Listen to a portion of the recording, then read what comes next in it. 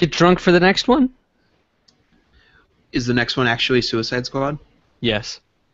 Yes. Have you seen Suicide Squad, Ben? No, but I'm gonna. Okay. Sorry, I almost said Suicide Squad. All right. Suicide Squad? Scuba Squad. Welcome to another episode of the Super Movie Studies Podcast, a show about comic book movies approached from every angle and a community of nerds discussing how fiction relates to non-fiction. I'm your comic book cultured host, Michael Maurer, joined by the movie maestro, James Schuyler Houtsma. and the scientific scholar. Ben Anderson. SMSP is your premier movie discussion podcast. Every week we continue our journey, exploring our favorite subject, superhero movies. Every fan sees the movies differently, so we gather some amateur experts to discuss certain aspects of the movie. Whether it's money, comic books, music, science, or whatever the hell this one had, SMSP talks about it all in this week's episode. Batman: Assault on Arkham. And yes, there will be spoilers. DC Entertainment, goodness, Warner Brothers animation team. Kevin Conroy back as Batman, Andrea Romano back as voicing director. And that's about it. Was she really? Oh yeah. Oh yeah. Oh man, I have to edit my my tangent on this movie then. I think Mark Hamill did the Joker for this one too. It was Troy Baker. Oh, it was definitely, yeah, that's right. Yeah, it wasn't Mark Hamill. Who was doing his best Mark Hamill. Yeah, he was doing his best Mark Hamill, that's for sure. Yeah. He was not doing the John DiMaggio style of, why don't I make the Joker my own thing? Or, who else did that? Brett Spiner also did that on Young Justice. And Jared Leto. Well, yes, but that's live action. We'll talk about that later. We'll talk about that next week. All right, so first opinions on Batman Assault on Arkham. I'm going to hand this off to Schuyler. Batman Assault on Arkham is one of the few Batman things I actually truly don't like. I feel like the voice acting, outside of the regulars is astoundingly subpar. The music's all over the place. To its credit, the plot is appropriate for a Suicide Squad story, which only got contextualized to me after I saw a Suicide Squad story that was not very good for the team. But I also feel like it's really often just kind of ugly, mean-spirited Assault on Arkham, and not at all up to the standards if you're going to put it in the Arkham universe. Popcorn Ben. My opinion on this movie was generally neutral. I think, I forget who voiced the Joker, but they were doing their best Mark Hamill, and I think it was mostly a pretty good Mark Hamill. The plot was kind of like, was this better than the Suicide Squad actual live-action movie? I don't know. It did have a really bizarre and off-putting sex scene. So generally neutral to slightly negative on this one. But I don't have too much else to say. It's just kind of there. Like a misshapen end table. No food analogy? Like, what food is just kind of there? Right? Oh, gosh, like a toast sandwich. No, that's too good for it. I'd say like a No, Pop-Tart. that's like it's like Pudding. It's like white bread with margarine and grape jelly. Oh yeah, all right. Right, I'll it's take that. It's Yeah. mostly neutral. You still eat like white bread and grape jelly, and you're like, well, this is kind of a sandwich. Yeah, it's just something you put in your mouth. It's like pastaroni. It's not really like pasta, but it's imitation pasta. It's like a boiled hot dog. Ooh. That's what this movie is. It's a boiled hot dog. I'm gonna stick with margarine and grape jelly because I like the idea of like stretching that out of like that's sweet at points, but then you're also going I don't know if like butter mixes with jelly that well. And like there's like too much butter and the jelly is spread just a little bit too thin. Yeah, Like so you have you're the like makings of something pretty good, but the proportions are just a little bit wrong. And it's a yeah. and it's white bread. Uh, You should be using like a whole grain, like a wheat berry bread. there you go. No, I was about to say Suicide Squad. This is Assault on Arkham, right? Definitely that off-putting sex scene like takes you out of the show for so long. That's like just a giant gob of margarine that gets like stuck in a little like air bubble in the bread, and then Yeah. you get the butter down there, and it's like, oh, this is just a big old hunk of mouthful of butter. Ugh, I don't need that right now. Ugh. Have we Um, ever considered doing a food section on this podcast? Because I think we should. We should. Uh, perhaps. But it's just so up and down up the board because it's not like collectively a great or bad movie. It is just so many parts that definitely do not mix together, but at the same point, like some parts don't need to be there, and some points were like, those are really good ideas. Like you mentioned, Skylar, the overall plot is a solid setup. Heist movie, mixed with ulterior motives, and then betrayal, and then a bunch of people die. That's great Suicide Squad. That's really what you need. You don't need much more than that. And maybe just if you're going live action, get a little in depth with the people. But that should be the basic MacGuffin drive. Because this team doesn't fight world calamities. This team does what Amanda Waller tells it to do, and it's supposed to do it covertly and then screws up almost every single time. And then they get to just blow some people's heads up every once in a while. And this definitely did that. And had a few unexpected deaths, like, whoa, all right, we're just going to straight up kill King Shark, I guess. And then Killer Frost gets offed at the end, kind of, sort of, at 2. Uh, my big complaint is that like it turns into a Batman Arkham Games ad by the end of the movie with the jailbreak, with all Right, of the it's like, bring out everyone, all of them.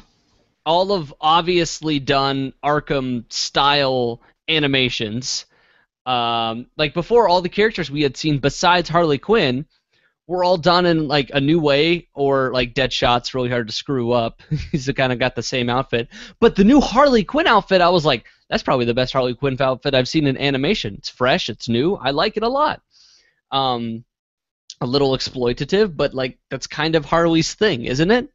They didn't go with the Arkham style, where she just has like the weird feathered blouse and the ponytails colored. But they made Bane and Poison Ivy and Two-Face, well, not really Two-Face, but Scarecrow look the exact same as the video game, and you're like, okay, I see what you're doing here. The other one who looked the exact same was the Riddler, who I have to say is maybe the worst sounding character in this film. You have Wally Wingard, who does the voice throughout the Arkham games, who's great. And then you bring in the dude from Criminal Minds to do it here, and it's so off-putting. Yeah, definitely. So there's definitely so many moments that just go. They at least gave Captain Boomerang a couple shining moments, and I gotta say, if you're just gonna put Captain Boomerang in a movie, you gotta justify his existence. And they definitely gave almost pretty much every character a reason to be there, and even fit in the Joker with a reasonable amount. So like, there's so many good things, but overall, I don't know. It's just spread a little thin. Was it also kind of strange to watch a Deadshot Joker fight scene that went on for like 10 minutes at the end, and it's like, this would not happen, I don't think.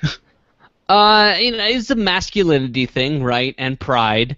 I got that, but I did enjoy how they didn't cop out and say, well, at the end of the movie, Batman's just gonna fight Joker. like he does at the end of every single Batman animated film that includes Joker. We're gonna have Deadshot fight him. Oh, okay. Yeah, it did go a little long, sure, but the idea of it happening, I'll dig it. Okay, so I Fair. guess that's all for first opinion. Thank you. We got no production budget stats, cruising along. It's an animated movie. What do you want from us, guys? You probably watched it online for free anyway. How did you know? I made the mistake of blind buying this a few months ago. Did you buy it out of the children's section of Best Buy? That's where it sits. Oh no, not when I was there. It was around Batman v Superman time, so they had their own little standee, and it's like, oh, it's $5, and it's like, this is not worth my $5. I'd say it's worth $5. Yeah, the voice acting. You have a stellar cast, right? Neil McDonough as Deadshot. You got oh my gosh, Hayden Winter. I forget who. Lynch, right? Hayden Lynch. Welch. Who plays W-E-L. Yeah. Yeah, who plays Harley and does a all right Harley. Like, she I don't know if she reacts to people well, but she like does all right when Harley's just kind of talking to herself. And Giancarlo Esposito as Black Spider. Are you kidding me? Gustavo Fring as Black Spider? That's right. Now I remember. Was it CCH Pounder back as Waller? Probably. And what a great name for a person to play Amanda Waller. Exactly. Nobody screws the wall. They made her a bit too like blubbery, I think. It didn't exude power. No, she's kind of losing her composure. So let's move on to comic books then. I've got pretty much every character that appears here that doesn't appear in the live-action Suicide Squad movie I'm going to talk about. And that includes 3 characters besides KG Beast, who we talked about in Batman v Superman, and Amanda Waller, which we talked about all the way back in Green Lantern, I think. So we've got 3 characters, which is Black Spider is the first. Eric Needham, the first Black Spider, premiered in Detective Comics number 463, 1976, Jerry Conway and Ernie Chua. So Eric was a heroin addict who turned to crime in order to afford a fix. Until one night, he robs the wrong liquor store and kills the counter clerk, who turns out to be his father. That is some real before the devil knows you're dead shit right there. Right there. Right there. If you don't know what Before the Devil Knows You're Dead is, watch that movie and get depressed. Kind of like Requiem for a Dream. Anyway, moving on.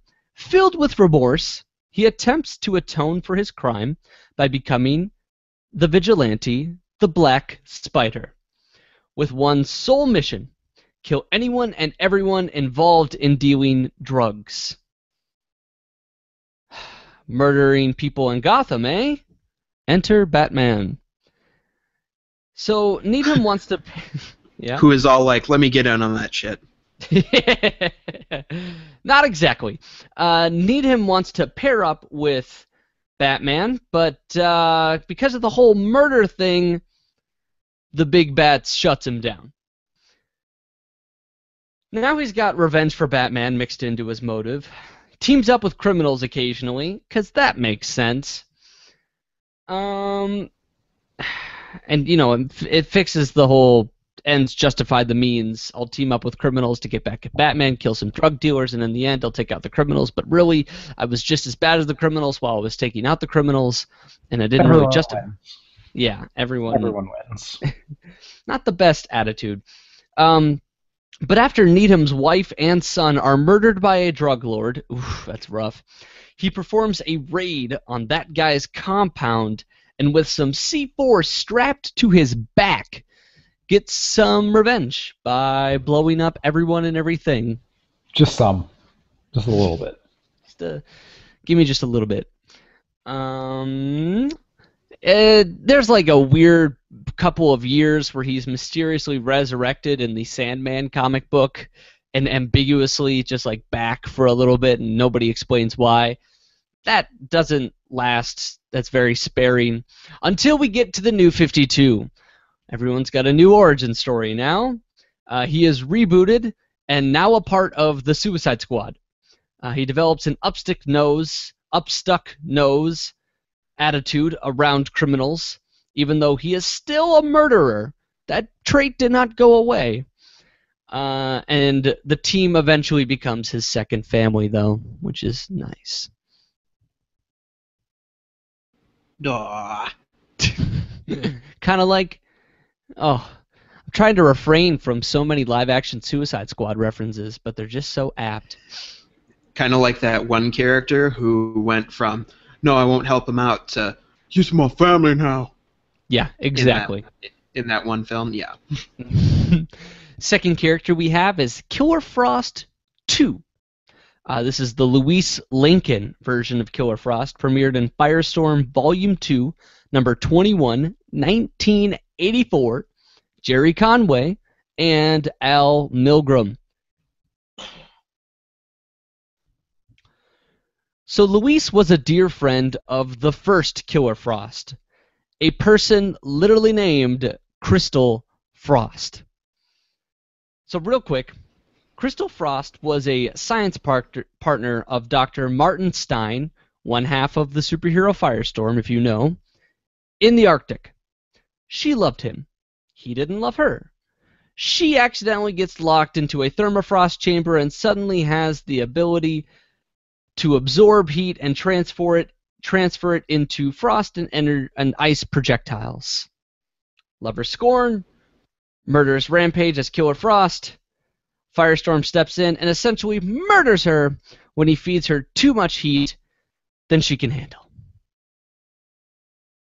Too hot to handle. Back to Louise. Feeling pretty vengeful about the death of her friend, she pulls a Kid Flash and exactly replicates the process that turned Crystal into the first Killer Frost. Now she is the new Killer Frost and a mortal enemy of Firestorm. Lots of adventures among various storylines, including becoming a member of the Suicide Squad, selling her soul to the Black Lantern entity. Oh, and tricking Jason Rush, one half of the second Firestorm, into curing her of cancer. By the way, when he finds out that she did that, he reverses it and literally gives her her cancer back. That's such a dick move. Yeah, granted there are some murders in between her getting cured and her getting her cancer back. That's still a dick move. Yeah, but giving her cancer? Fuck, dude. Come on. Oh, could you imagine that? Just like, man, you've just been too bad. I'm gonna give you your cancer back. Whoa, holy, really? Fuck you. Yeah, and that one time she tricked me into taking her cancer away, so I gave it back. Oh, you call yourself a hero, Jason. Oh, and finally, we have the weirdest character to grace himself into Suicide Squad. That is King Shark, premiered in Superboy, Volume 4, Number 0, 1994, by Carl Kessel. Okay. Basically, he's the Killer Croc of Metropolis. Somebody help me out with the pronunciation of his name. Nanaue? Yeah, that's what I would go with. Nanaue? That's a lot of sounds. Yeah, I'll allow it. All right, so basically, Nanaue was born in Hawaii to an average human mother and a frickin' shark god of a father. As one does. He got linked to some missing person cases and was brought in by an FBI agent named Sam Makoa. One sec, back the fuck up. Fucking this average dude with a grizzled demeanor brought in the son of a shark god. Fucking this average dude. Are you kidding me? Like, even in even in Assault on Arkham movie, when King Shark is just like getting out of his pool of blood, children's film, and jumps and just like murders everybody who's after him before he gets reprimanded, because he's bulletproof, right? And he's a fucking shark guy. This one guy, this one FBI agent is just like, no, I'm going to take him in. And he gets scarred up pretty good, for sure. But still, he's just like, no, I caught him. He's in questioning right now. He's in custody. So he's the Aaron Cash of King Shark lore. I guess. Holy fucking shit. I got to read that book, because that seems intense. It gets more intense, too. So, anyway, a gang called the Silicone Dragons busts King Shark loose, and by this point, Superboy is on the scene. All right? So, Nanaue has been in jail and hasn't been able to eat for a while. He eats human bodies for sustenance, I guess. So when the dragons jailbreak him, they want to hire him for a job. That's why they went in and took him out. He's not interested, so he eats them. Then he heads back to his mom's house. He's still hungry, so she seriously offers up her arm for him to eat. Goddamn 90s, alright? That's a very Snowpiercer thing to happen. Ugh. Superboy finds him and takes him out with some heat vision. And that's really now we've got Superboy, King Shark, and Agent Makoa are all recruited by the Suicide Squad to take out the Silicone Dragons. Shark has a bomb strapped to his waist that'll explode if anything happens to Makoa. Well, nothing really happens to him, but the bell detonates anyway. And besides that, he survives. So, again, a regular dude took this guy down in the first place. I don't know. Agent Makoa, badass for life. Real gangster G. After that mission, he later resurfaces in Metropolis, of all the fucking places to be, and causes some havoc. More various adventures of lesser note with Superman and Aquaman, and that's about it. Oh, he gets rebooted in New 52 as well as a first member of the Suicide Squad. Now he resembles a giant hammerhead shark instead of a great white, but that's about it. Not to be confused with the great white shark, who is just like, I don't know, some kind of broker who lost his nose and ears and shit. Yeah. Basically the Black Mask, but with a white face. Yes. Or the Street Sharks. Or,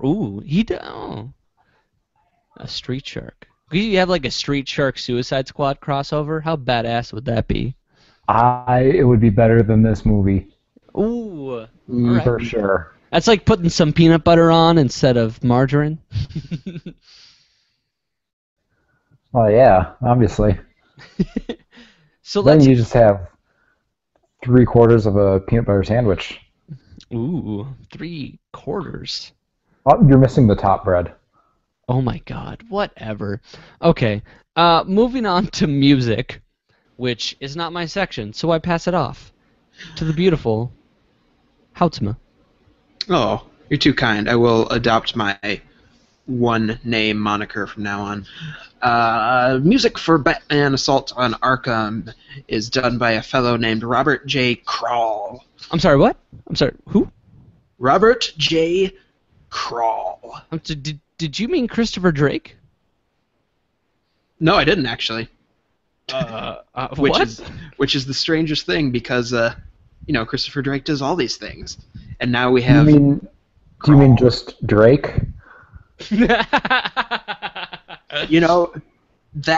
might be even better than what we have musically for this film. I see I had 2 musical examples, and now there are 3. So You're trying to sneak past me that we aren't gonna listen to the Harley Quinn theme? No, no, no, no, no. all right. That is some seriously goofy stuff that our listeners need to pay attention to. Okay, if this track is what I'm thinking it is, I'll definitely have things to say on it then. Here, let me pull it up.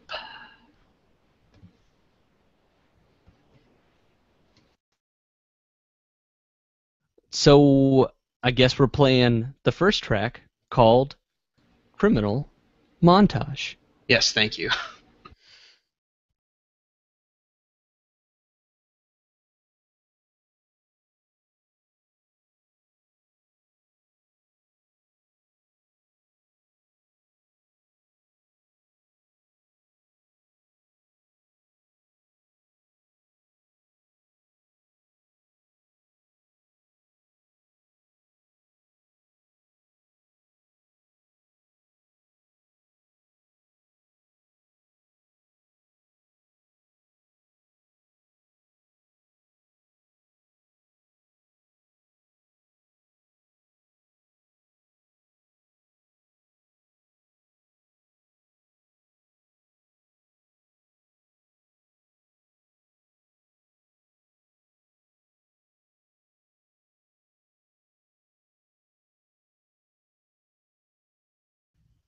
Are you gonna say some negative things about that? I mean, come on.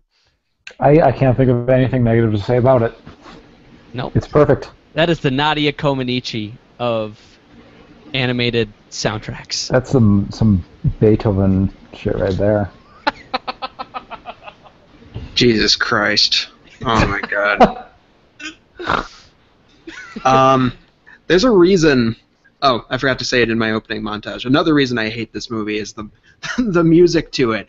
It is all over the goddamn place. Some just garbage EDM shit that mixed in with this bland ass, heroic theme like dun dun dun dun, and it jumps back and forth all over the spectrum throughout the movie. When the dubstep kicks in, it's just so jarring and bizarre.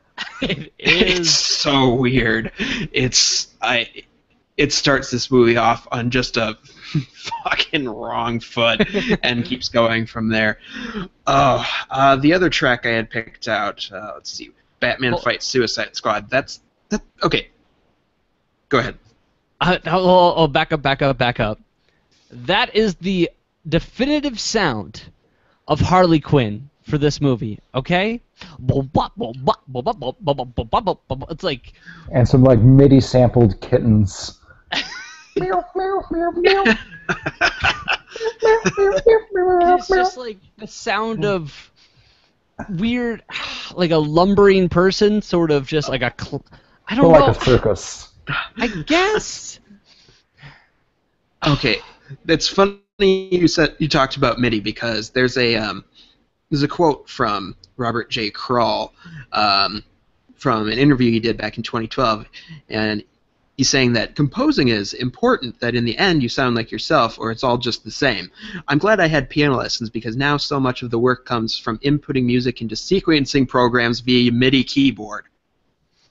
It is seriously the most MIDI shit. You know what? I'm so glad he said that, everything has to come from yourself or else it all sounds the same. Because, Robert Krull, all right? You've got a lot of things going on, and none of it sounds the same. So you are consistent with your words. It's true.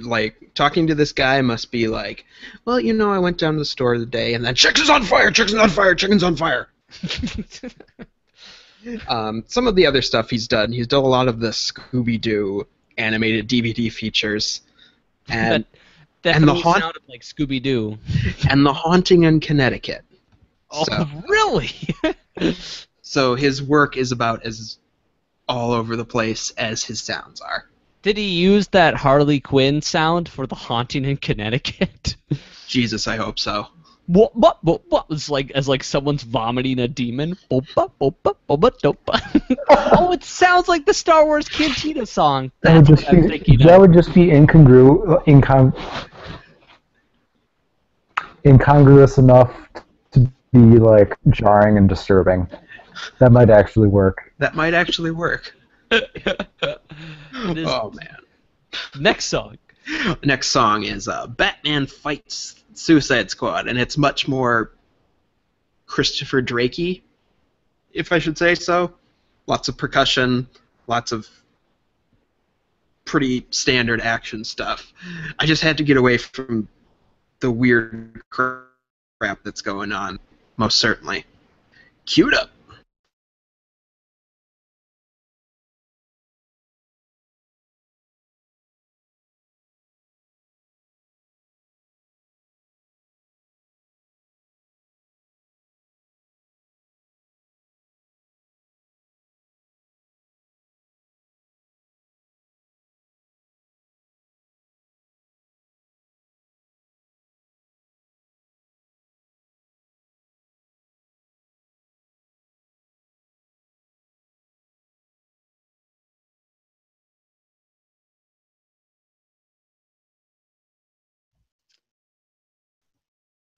Ba-dum, ba-ba-dum, ba-dum, ba-ba-dum, bum, bum, bum, bum, bum, ba-dum, ba-ba-dum. Definitely Christopher Drakey. It's like at some point the director was like, hey, that guy that does like all the other Batman animated scores, let's get a little bit of that in there. Is that do you know who directed this? Was it Jay Oliva? It was Oliva? Jay Oliva, yep. Okay, so they are keeping some things consistent. Some big names in Warner Brother Animation right now, by the way. Andrea Romano, legend, voicing director for DC since like 1990. All right, this lady's been doing it a long time. Mm-hmm. Jay Oliva has been directing almost every single Batman movie, animated, from like 2008-ish. Christopher Drake, same thing in the music department. And I don't know, I think that's covering a lot of big names, and the voice actors are, the ones who've been doing it forever. Kevin Conroy as Batman and Mark Hamill as the Joker. And no Arlene Sorkin as Harley Quinn, even though she has also been doing it for 20 plus years. Right. You also have to keep an eye out for producers like Bruce Timm, Paul Dini, Dan Alan Reed. Burnett. Yes. All those four. Stephen McDuffie, rest in peace. Oh, really? Sam Liu, I saw, was director of The Killing Joke. Oh. And some other stuff, I'm sure, too. Whatever. Okay, so remember how I said I was going to get back to the ridiculous sound of this? Oh, yeah. Yeah, we're gonna do that now. Last track I have picked out is the end credits. Let's go.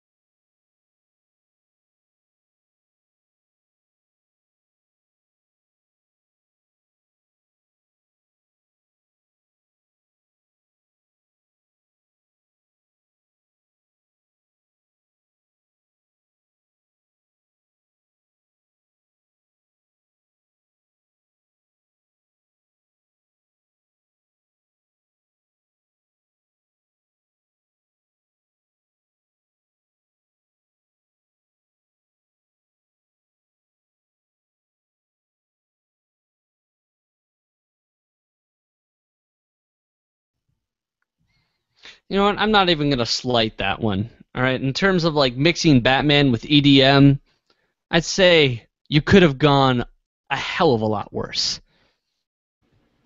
You know, I don't want to give the impression that I'm like angry or frustrated. I just hate this music with all of my heart. So Oh, just not an EDM fan at all? Little bias there? it does not mix at all with the tone, with what's, like you're saying, just weird things that don't mesh, and this Yeah. doesn't mesh. Yeah. You see, in that case, it was like, that's Not that bad. That would have came off. That song actually would have came off a lot better if they actually had like an ending credits sequence. Instead, they just sort of flashed the names in the same exact spot in the same exact way for 2 minutes before doing the rolling credits portion of the credit scene. And you're like, it would have been cooler if you kind of did like what I'm gonna hearken to it, the Suicide Squad movie did, where it just shows like the name of the person next to some sort of symbolization of what character they voiced, right? Just a little like a screenshot, and you could have Or just like what every movie ever does. yeah, recently. Pretty much. Ever since like The Incredibles. Well, yeah, stuff like that. And I think it would have ended so much more on a solid note if you did that. Instead, he just sort of said, "Well, the movie's over. Some characters are dead, and we're not really addressing that. But go home. We're not going to really come back to this portion of Batman ever again.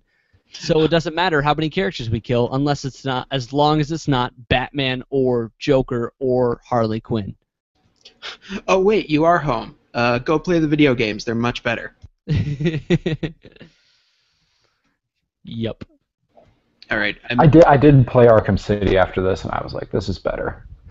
This is Hell good. yeah. Hell yeah.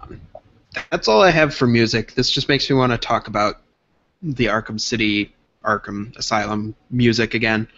Makes me sad. What would you? Well, I mean, do you think EDM would fit into Arkham Asylum? It would have to have some kind of story basis to it, like there's some kind of EDM-based villain who gets into this fucking, The dumbest idea since Arm Fall Off Boy. arm fall off.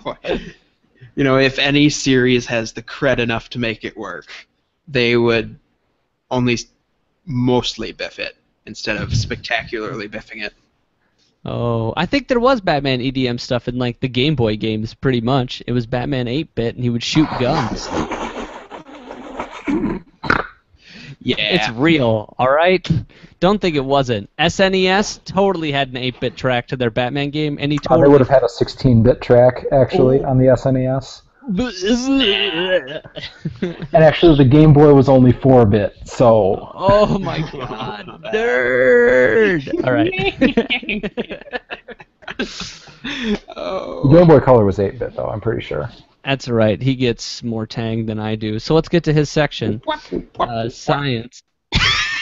Excuse me? You're the engaged one. Yeah, I don't drink orange juice. I don't even drink Kool-Aid. Hey, it's not orange juice for you, okay? It's orange juice for astronauts. Yeah, I still don't drink it. It's for astronauts, yo. What more do you need? All right. We'll get to science section, or do you what do you want to do? All right, it's your show now. It's my show now. Well, Yeah, let's talk about the one science thing. I was like, yeah, we could talk about that. It might be a little interesting. Dirty bombs. Dirty bombs. Dirty bombs. I'm not talking about what I Dirty gave bass. your mother last night. No, so a kind of important plot point in this movie is the Joker has a dirty bomb and he's going to blow it up in Gotham. And they never explain what it is or why that would be a bad thing. There's like, it's a bomb. All right, then why don't you just call it a bomb? No, it's a dirty bomb. It's a dirty bomb. And what makes that different? A dirty bomb is a bomb that uses conventional explosives to disperse radioactive material. So it's a nuclear bomb without the explosion. No, it's not a nuclear bomb. Basically, you have your conventional bomb, and you strap like some kind of radioactive material to the outside, and then you blow up the bomb, and then the radioactive material goes everywhere. But it's got the after effects of what a nuclear bomb is. What I mean, it's just like without the firestorm, you still get the ionization of molecules in the air around you, causing negative side effects like liver dialysis. I don't know. What do you get from different forms of fast-acting cancer? Oh, it rips apart your DNA and causes all kind of bad stuff. Yeah. But here's the thing, though. The most, like, nuclear isotopes, like, pretty heavily regulated. And the most common ones that people have around are, like, medical isotopes for treating and diagnosing disease, or, like, in manufacturing stuff, or, like, industrial. They're not, like, the super, like, your poloniums or your uraniums that are, like, really damaging. And so dirty bombs actually would not cause there would not be a lot of death from radiation, just because the type of nuclear material that you have access to make one with wouldn't, affect people in that way. So what if you could get some uranium? Yeah, well, if you could get enough uranium, you just build a real nuclear bomb. Oh. From what I understand, because I was looking this up the other night on completely unrelated means, yeah, and I'm on a watch list now. Great. I mean, we all are. At this point, yes. The dirty bombs aren't so much about, the blast like a nuclear bomb would be. And I also read what you had said about the type of radiation usually wouldn't cause a lot of death or disease. It's more just a terror means. It makes makes the area uninhabitable, and until you clean it out. Right, exactly. But yeah, it's not really a weapon of mass destruction so much as a weapon of mass disruption. Ooh. So people are scared of it. They panic. It's a terrorist weapon rather than, if you want to destroy a whole city. All right. So if you are at ground zero of a dirty bomb, what happens? You are killed by a conventional explosion. All right. So okay, minus that. Absent that, it's like getting a radiation treatment for cancer. Okay. So Which, you just get really sick. Yeah, it's not pleasant, but, you take a shower afterward to get all the radioactive dust off you, and you're like, okay. That's it? That's about it. That's really it? That's about it. Oh. Well. So it's actually, like, totally the type of weapon the Joker would use, because its effect is less about actually causing damage to people and property, and it's more about the psychological, like, oh my goodness, a dirty bomb, nuclear radioactivity, woo, scary. Okay. Yeah. Dirty bombs. Dirty bombs. Could you hide one in a mallet? Sure. Could you hide a conventional bomb inside a giant mallet? Okay, sure. Do you have enough room for just like a little bit of, medical, I'm trying to think. What's like the main medical? You pack a little radioactive material in there, yeah. All right. So if you swing that mallet around, does anything break? Cause that bomb to explode or not work? I mean, can you take a clock radio and smash it? Okay, fair enough. Yeah, there you go. So yeah, that thing shouldn't work if she hit somebody with that damn mallet, because there was like no padding in there. Yeah. Funny you say that. I just got a flash of the Mask when he pulls out that mallet and smashes the alarm clock. That's exactly how it would go down, yeah. Snooze! That's what I did through this movie. Ooh. Nice. Fair enough. Someone's having a good time. Yeah. Yeah, I'm at my fiance's parents' house right now. We're driving to Iowa City for a wedding, and we stop here halfway. So Party hardy. I don't know what they're up to. They're crazy though. They're great. They're a little fun to be around. they're watching Batman Assault on Arkham right now. Oh, yeah. And having fun, drinking along to it. Do we have any rules that we should bestow upon our friends, our listeners? Drop a shot down your throat every time the bass drops. Yeah. Oh, get swifty. I'm trying to think of specific liquor. I don't know any liquor that involves gun. Ooh, you definitely should have some Smirnoff for your fallen comrade. KG Beast existed in this movie to do the Suicide Squad thing and prove that characters die. Rip open a can of Natty Ice, and when what's-his-name says ice puns, really, you chug your Natty Ice. I'm glad they acknowledge that. It's just like, really, Killer Frost, ice puns. Like, I don't even do boomerang jokes. Yeah. Oh, Batman and Robin's going to be so interesting in that regard.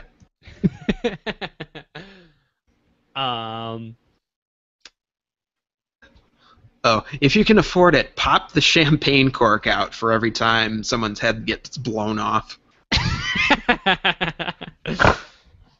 Happens a few times, believe it or not. Yeah, if you can't afford like 8 bottles of champagne, just recork it and pop it off again every next time. It's just as good the second time, I guarantee it.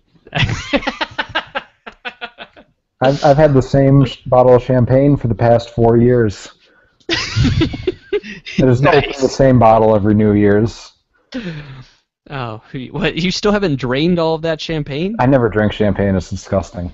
Oh, it's delicious. It's pretty disgusting. Oh, you guys. Maybe, I don't know. Does that make me a pansy bitch? I'll down This was a few years ago, but I was at a New Year's Eve party, and they had champagne there, and I had my glass, and everyone raised the toast, and then I pretended to sip, and then I set it down real quickly, and then 45 minutes later, it's like, hey, whose glass of champagne is this? And I'm the only one not still holding a champagne flute. I'm like, man, I don't know. Drink if you're the only one not holding a can of alcohol throughout this movie. Can, glass, whatever have you. A receptacle of alcohol. just Uh-oh. timed sex scene. Oh. What did you say? I totally did not hear any of that.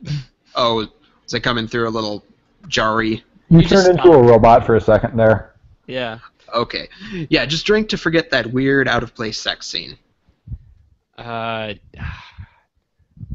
guess. I guess. Just fast forward through it? I don't know. You shouldn't subject yourself to that. It's really a really obnoxious, cheap move to affiliate Harley with Deadshot so that Joker gets jealous. When all you had to do is just tell, Harley fake that Deadshot's her new boyfriend, and Joker would believe her, because he's crazy! It's gray or blue. You're Yeah. blue. Dabba-dee, dabba-die. Dabba-dee, dabba-dee, dabba-dee, dabba-dee. Yeah. Are we good? Yeah, we're good. All right. I don't know if we got any finish your bottles for anything. Finish your bottle when you shouldn't fuck with the wall. All right. There we go. No, finish your bottle when someone finished the movie by fucking with the wall. What? I'm not even quite sure what that means, but I'll take it. So that looks like it'll wrap it up today, superfans. Here comes that outro. Oh, you love it so. I know you do. Super Movie Studies is recorded and produced by Tribe Cop Productions. What a beautiful fuck it. I don't even know what to say. All right, next, someone say something else. I have to talk really quietly because my fiance's parents are going to sleep now. So it's good we're wrapping this up. But we're on iTunes. You can subscribe to us there, give us ratings, give us reviews. Episodes come out on Monday, a week after they do on the website. So subscribe to our iTunes or go to the website. We love you. Okay, good night. And find us on Twitter. We're awesome on Twitter. Twitter Tom is awesome on Twitter. Look for @superletter_M Studies. Let us know. Oh, hell. This versus the Suicide Squad movie. Which do you prefer? Skylar, you need to be considerate. Ben's fiance's parents are sleeping. Because I'm not wearing headphones either. Yeah. Oh, really? Really? Yeah. So I mean, I'm wearing headphones, but they're not plugged in. Oh, I got you. No, don't worry. Okay. Finally, there's tryupcop.com, all right? I keep promising you guys beautiful things on tryupcop.com, and I keep not delivering because I don't get paid to do this, so therefore it gets put down on my priority list, and it becomes less fun to do work when it becomes work, and I'm not getting paid to do that work. So I always apologize when I make false promises, like this one that may or may not come true. Last week was TMNT. We were in the studio. It sounded beautiful. We'll probably be back in the studio soon as like a regular thing, minus Skylar, because he's a punk-ass bitch. Okay, and if you want to get involved in the show, do some stuff for me for free, or, whatever. I live in a bucket.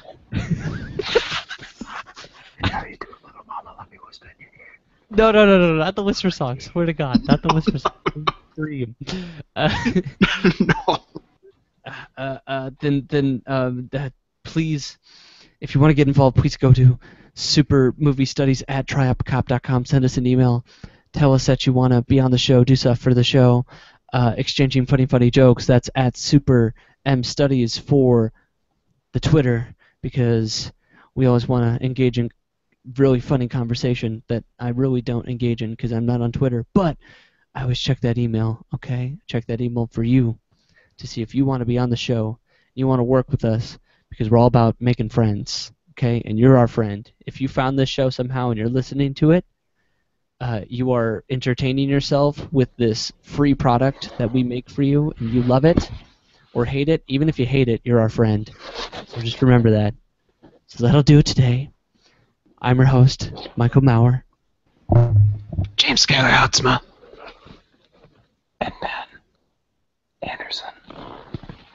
And we hope you all have a super week. We drop the bass.